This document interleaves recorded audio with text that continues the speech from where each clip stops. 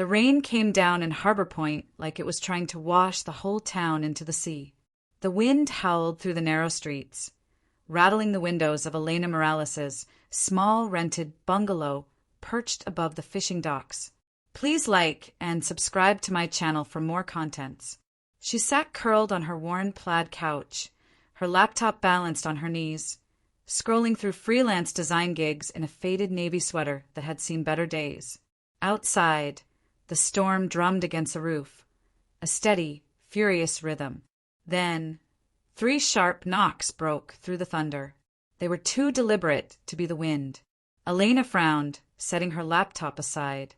At this hour, visitors meant trouble or emergencies. She padded to the door, expecting maybe her neighbor Pete, whose leaky roof was always caving in during storms, or a lost delivery driver. Instead, when she opened the door, the sight before her made her breath catch. A baby carrier, soaked through, sat on the porch like a forgotten package.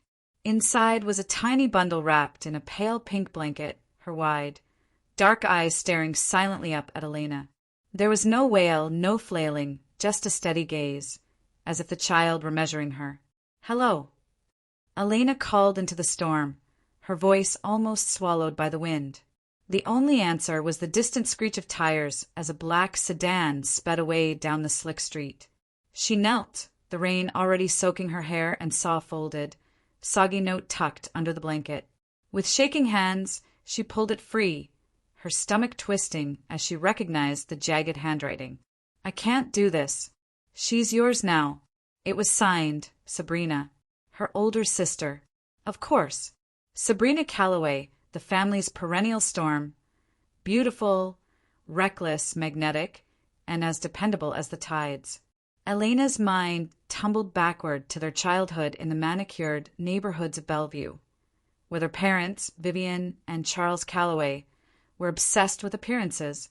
Sabrina had been the wild one, slipping into scandals like a hand into a glove. Elena had been the quiet shadow, sketching in her bedroom, dreaming of an art school life far from the Calloway name. She had moved to Harbor Point for peace, and now here was a child, Sabrina's child, left in the rain as if she were nothing. Elena scooped up the carrier, clutching it to her chest as she kicked the door shut against the wind.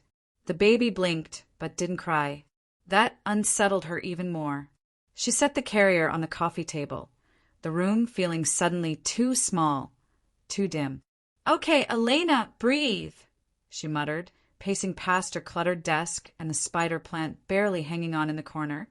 I didn't even know she was pregnant. Sabrina had disappeared months ago, no calls, no emails. Elena's fingers hovered over her phone before she dialed her mother. Vivian's voice was sharp even in greeting. "Do you know how late it is?" Elena swallowed hard. "Mom, Sabrina left a baby on my doorstep. She said she's mine now. There's a note." Silence hummed on the other end before Vivian's voice came, cool and deliberate. "Well, Elena, I suppose she's your responsibility now." "What?" "No, Mom, I can't." "Your sister made her choice. You'll handle this quietly. We can't have another scandal." "Put Dad on," Elena demanded. "He's asleep. Don't raise your voice at me. This is why Sabrina never trusted you to handle things properly." Vivian hung up without another word. The dead line buzzed in Elena's ear before she dropped the phone onto the couch and turned to the baby, who let out a small, almost questioning snuffle. "Just us, huh?" Elena whispered, her voice cracking. She was 25, barely holding her freelance work together, and now she was staring down the biggest responsibility of her life. She opened her laptop, searching frantically for how to care for a newborn, and took mental notes between lightning flashes outside. Then she grabbed her keys, ran to the 24-hour pharmacy for diapers, formula, and a second-hand bottle warmer, leaving the baby alone for 12 agonizing minutes that felt like hours. When she returned, the baby was still sleeping, the soft rise and fall of her chest the only sign she was real. Elena exhaled, sitting on the floor beside the carrier. That night, she fed the baby formula warmed awkwardly in a mug of hot water cradled her until her eyelids fluttered shut and whispered, "I don't know what I'm doing, but I'll figure it out." Over the next week, Elena learned how to mix formula one-handed, how to rock the baby to sleep without waking her again, and how to survive on snatches of rest between feedings. The birth certificate application she found in the carrier was only half filled, listing December 21st as the birth date. Winter solstice. Elena named her Layla, her little light in the darkest time of year. 10 years passed in a blur of crayons, soccer games, and late-night design deadlines. Layla grew into a tall, spirited girl with paint-stained fingers and a laugh that could brighten the grayest Harbor Point morning. Elena's small home overflowed with her drawings, seashells collected from the rocky beach, and mismatched furniture rescued from thrift shops. She built her freelance career around school pickups, soccer practices, and art shows in the school gym. Every bedtime story read on their sagging couch felt like a quiet triumph. Elena didn't just raise Layla. Layla saved her from the emptiness she'd carried since leaving her parents' cold house. On a damp Saturday afternoon, while Elena was tweaking a client's logo on her laptop, a loud knock rattled the front door. Layla was away at her best friend Zoe's for a sleepover. Something about the knock made Elena's stomach tighten. She opened the door to see Sabrina standing there, looking like she'd stepped out of a luxury fashion spread. Sleek coat, flawless makeup, not a hair out of place. Beside her stood Vivian, pearls gleaming at her throat, and Charles, gaze fixed on the porch rail. Behind them, a tall man in a tailored suit clutched a briefcase like a weapon. "Elena," Sabrina said with a smile that didn't reach her eyes, "we need to talk about my daughter." Elena gripped the doorframe. "Your daughter? You mean the one you abandoned on my porch in a storm 10 years ago?" Sabrina's eyes glistened with carefully timed tears. "I was sick then. I've changed. I'm sober, successful. I want her back." The man in the suit stepped forward. "Miss Morales, I'm Richard Langston, attorney. We're here to discuss custody arrangements for Layla." "You're not coming in," Elena said, blocking the doorway. "And you're not discussing custody of my daughter." "Our daughter," Sabrina corrected, her voice syrupy. Vivian stepped forward, her tone dripping condescension. "Elena, stop being dramatic. Your sister's trying to make things right. After 10 years? This isn't right. It's opportunistic." From the corner of her eye, Elena spotted a familiar blue pickup pulling into the driveway. Daniel Ross, her old college friend and a brilliant lawyer, stepped out, walking up with calm authority. "Perfect timing," Langston said stiffly. "I was about to present custody papers." "Then you can present them to me," Daniel said, taking his place beside Elena. "I'm Miss Morales' attorney." Her father finally spoke, his voice low. "You knew this was coming." "No," Elena said sharply. "I've just learned, again, not to trust any of you." Daniel suggested they all come inside to appear cooperative. They sat in the living room, Sabrina and her parents perched stiffly on chairs usually covered in Layla's school projects. Langston spread legal papers across the coffee table. "My client has been sober for 3 years, has a stable home and a thriving career. She's ready to parent." Elena stared at Sabrina. "You were using when you had her." "I was in a dark place," Sabrina said softly, "but I can give her everything she deserves now." "She already has everything she deserves," Elena replied, "and it's here." Vivian's lips curled. "You've poisoned her against us." Elena leaned forward, her voice steady. "No, she saw who you were all on her own." Daniel raised a hand. "Let's keep to the facts. You're claiming my client alienated Layla from her family. Do you have proof?" Langston slid a folder across the table. "We have records of refused calls, ignored invitations." Elena smirked. "And I have 10 years of messages. Every time you forgot her birthday, every time you called her a problem." She crossed to her desk, retrieved a thick folder, and dropped it beside Langston's papers with a thud. Sabrina's eyes flickered with something sharp fear. "What's this?" Langston asked. "Insurance," Elena said, "for exactly this moment." Over the next 2 weeks, Daniel transformed his cozy Harbor Point office into a war room. Evidence piled high on the desk. Text messages, photographs, and witness statements. Gavin Price, the private investigator Daniel hired, came in one rainy morning with a grin. "Your sister's been busy," he said, dropping a stack of glossy prints. The photos showed Sabrina at charity galas, yacht parties, and high-end resorts over the last decade. Timestamps covering the years she'd claimed she was struggling to survive. "And that's not all," Gavin added, sliding over a printed email. It was between Vivian, Charles, and Sabrina, plotting to fake a medical emergency for Layla to secure emergency custody. Elena's stomach twisted. They were going to scare her into thinking she was sick just to get her away from me. That night, Layla came home from a court-mandated visit with the Callaways looking pale. "Mom," she said quietly. "Aunt Sabrina kept calling me sweetheart, but she didn't know I hate vanilla ice cream." Zoe's mom asked if I was okay, if I wanted to talk about my real mom. Her eyes brimmed. "You're my real mom, right?" Elena knelt, pulling her into a hug. "Always, baby. No matter what anyone says." Layla pulled a folded paper from her backpack, a drawing of them holding hands inside a giant heart. "For the fridge," she said. Elena pinned it up, her throat tight. She knew she had to win, not just for herself, but to protect that trust, that love. The day of the hearing, the Harbor Point courthouse smelled faintly of old wood and sea air drifting in through cracked windows. Elena stood beside Daniel, her palms sweating. Across the aisle, Sabrina wore a modest navy dress, her expression carefully composed. Vivian and Charles sat like statues, their postures screaming money and influence. Langston looked smug.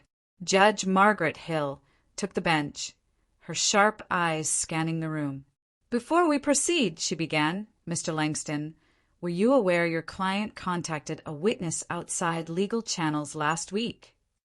Langston froze. "Your Honor, save it," Judge Hill snapped.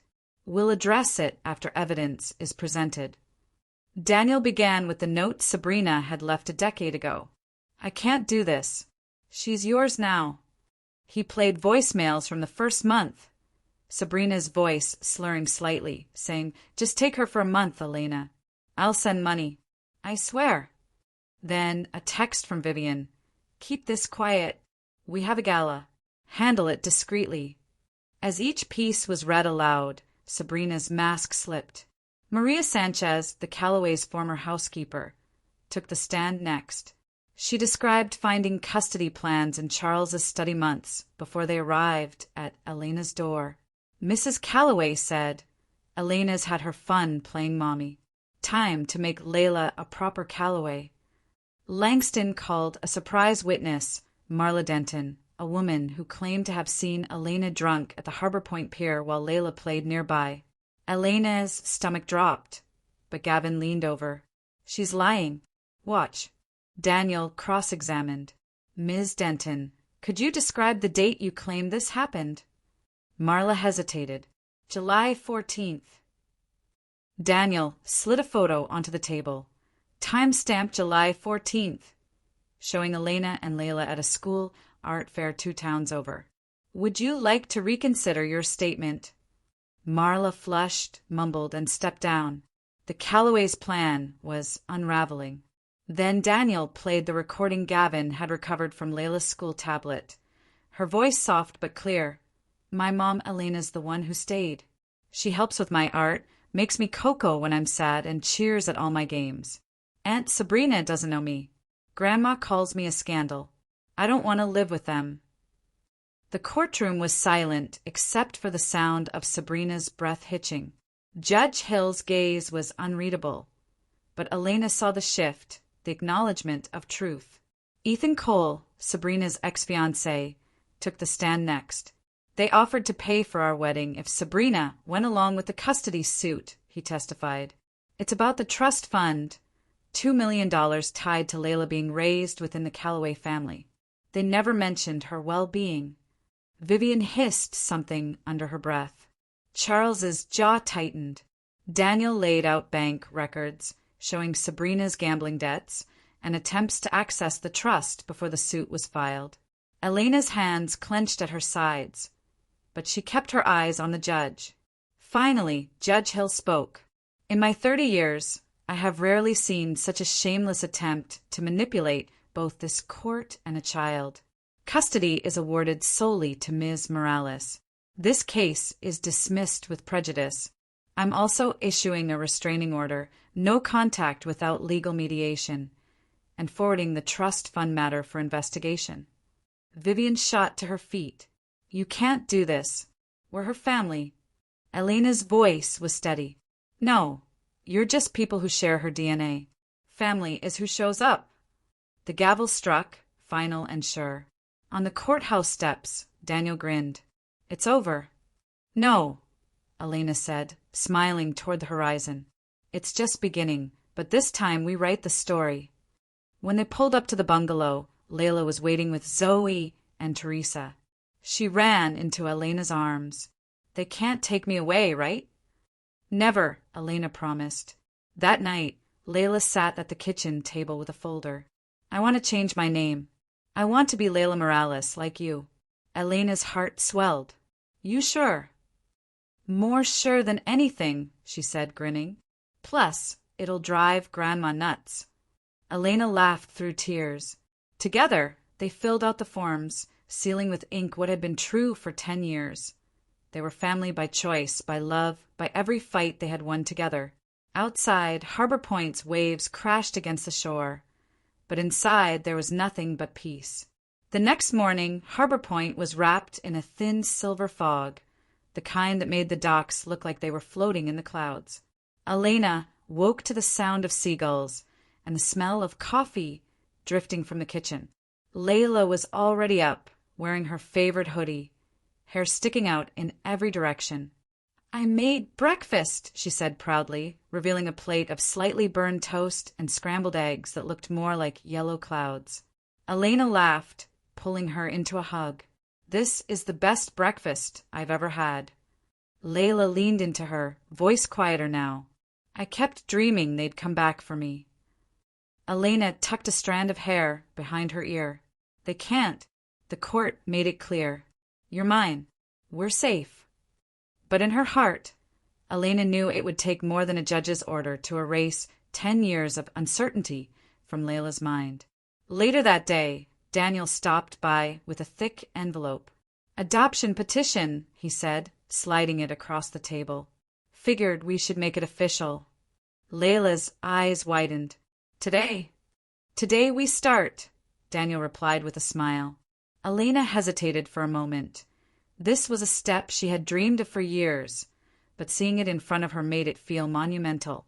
Layla reached over, placing her hand on Elena's. I told you, I'm sure. You chose me, now I'm choosing you. The words hit Elena with the same force as that rainy night a decade ago, when she first found a silent baby on her porch. Only now, that baby was a girl who knew exactly who she wanted to call Mom.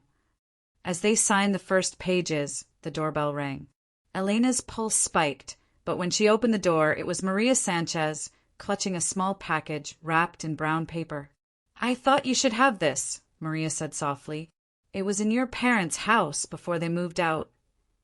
Inside was a silver locket, engraved with the words for the one who stayed. Elena's throat tightened. They never gave this to me. Maria shrugged. Maybe they didn't mean it for you, but it's yours now. Layla took the locket, opening it to find 2 tiny pictures, one of her as a baby, the other of Elena holding her in the hospital. This is us, Layla whispered. From the start. That night, after dinner, Elena and Layla sat on the couch, the adoption papers spread across the coffee table. Outside, the harbor lights shimmered on the water, and the low hum of the tide filled the quiet spaces between their words. When we file these, Elena said, it won't change how I feel. I've been your mom from the beginning. But it will mean no one can ever question it again. Layla leaned her head on Elena's shoulder. Then let's do it. I want the whole world to know. Elena smiled, sealing the last envelope, and whispered, "Then tomorrow we tell the world." In that small house by the sea, with the storm finally past, they sat together, two people bound not by blood, but by the unshakable choice to be family forever. Like and subscribe to my channel for more contents like this, and let us know where you are watching from under the comment section.